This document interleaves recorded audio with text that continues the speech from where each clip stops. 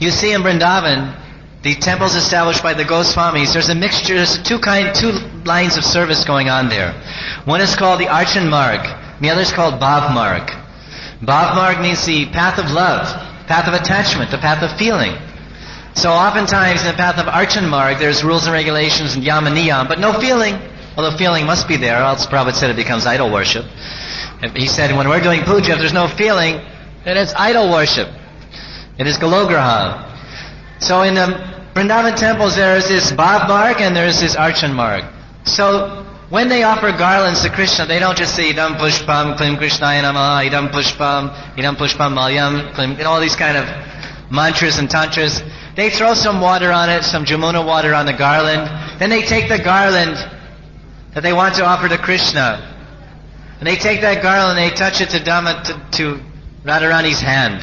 They touch it to Radharani's hand and then they put it around Krishna's neck. Because Krishna doesn't really care so much for the rose garland, but he cares unlimitedly for the fragrance of Radharani's lotus hand. You go to Delhi and buy lotus flowers and you offer them to Krishna. That's very nice. Very nice expression of trouble and care. But Krishna doesn't care about the fragrance of lotus flower. He cares about the fragrance of Radharani's lotus hand.